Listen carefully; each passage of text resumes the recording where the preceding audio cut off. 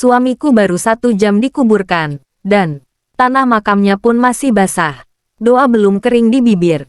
Tapi di rumah duka, yang diperebutkan bukan air mata, melainkan harta. Dan yang paling menyakitkan, harta itu bukan milik suamiku sepenuhnya. Aku masih duduk lemas di bawah tenda duka. Kerudung hitamku basah oleh air mata yang belum kering. Ketika suara-suara itu datang, bukan suara belasungkawa, bukan juga penguatan, tapi suara perhitungan. Rumah ini nanti bagaimana? Tabungan almarhum ada berapa? Mobil itu atas nama siapa?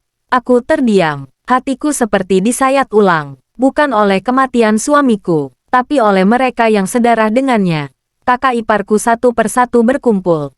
Nada bicara mereka datar, bahkan dingin. Seolah yang baru dikuburkan bukan saudara mereka, melainkan kunci brankas. Aku menoleh pada mertuaku. Wajahnya pucat, matanya kosong. Ia ingin menengahi, tapi lisannya gemetar. Tak sanggup berkata apa-apa. Aku tahu, beliau juga sedang kehilangan anaknya.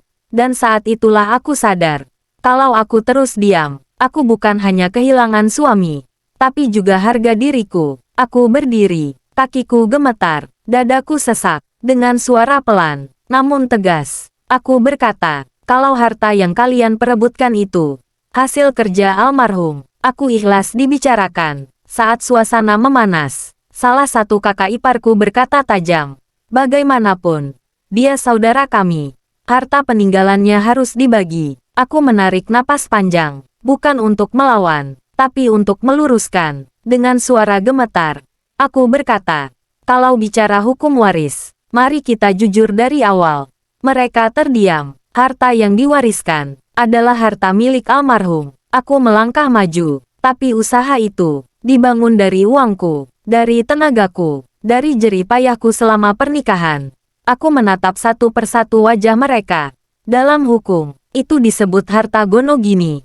Dan harta gonogini bukan objek warisan. Sunyi, tak ada bantahan. Aku lanjutkan pelan, tapi menusuk. Yang bisa diwariskan hanyalah bagian suamiku, bukan seluruhnya. Hukum waris bukan tentang siapa yang paling keras bersuara, tapi tentang hak dan keadilan. Dan duka seharusnya tidak pernah menjadi pintu masuk keserakahan. Dan disitulah mereka baru sadar bahwa keserakahan mereka datang terlalu cepat, tanpa memahami hukum, tanpa empati, dan tanpa rasa malu.